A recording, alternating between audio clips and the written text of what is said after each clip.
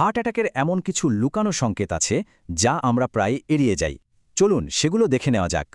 প্রশ্নটা হয়তো শকিং, কিন্তু এর উত্তরটা হয়তো কারো জীবন বাঁচিয়ে দিতে পারে। চলুন জেনে নিই।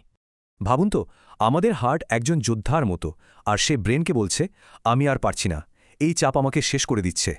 কিন্তু ব্রেন ঠিক যেন এক উদাসীন বস। সে বলছে, আরে শান্ত হও, আমাদের মালিক তো ইয়াং, কোনো সমস্যা হবে না।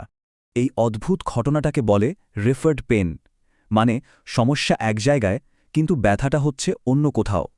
হার্ট একটা এসওএস সিগন্যাল পাঠায়, কিন্তু নার্ভের তারে জট লেগে সিগন্যালটা ভুল জায়গায় চলে যায়। তখনই চোয়ালটা হঠাৎ বলে ওঠে, আউচ, কোত্থেকে এলো এই ব্যথা? সে তো আর জানে না আসল কারণটা কি।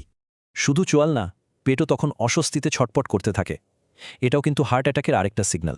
দেখুন, মনে হচ্ছে সাধারণ দাঁত বা পেটের ব্যথা, কিন্তু আসলে এটা হার্টের সাহায্যের জন্য কান্না। আর আমরা কি করি? এসব কনফিউজিং ব্যথা হলে সোজা একটা পেইন কিলার খেয়ে নিই, কিন্তু এটাই সবচেয়ে বড় ভুল। তখন হার্টটা শেষবারের মতো চিৎকার করে বলতে চায়, এই ভুলটা করো না, এটা হার্ট অ্যাটাকের লক্ষণ। কিন্তু সেই অ্যালার্মটা কেউ শোনে না, আর ভেতরে ভেতরে যা ক্ষতি হওয়ার তা হয়ে যায়। এরপর যখন ব্যাপারটা ডাক্তারের কাছে যায়, তখন আসল সত্যটা সামনে আসে। ডাক্তার তখন বলেন, যেটাকে আপনি শুধু চোয়ালের ব্যথা ভেবেছিলেন, ওটা আসলে হার্টের রেফার্ড পেইন ছিল। তাহলে মনে রাখতে হবে, হঠাৎ চোয়ালে ব্যথা, পেটে অস্বস্তি বা শ্বাসকষ্ট, এগুলো কিন্তু হার্ট অ্যাটাকের ওয়ার্নিং সাইনস। এই লক্ষণগুলো ঠিক সময়ে চিনতে পারলে হয়তো আউটকামটা অন্য রকম হতে পারত। তাই এটা জানাটা খুব জরুরি।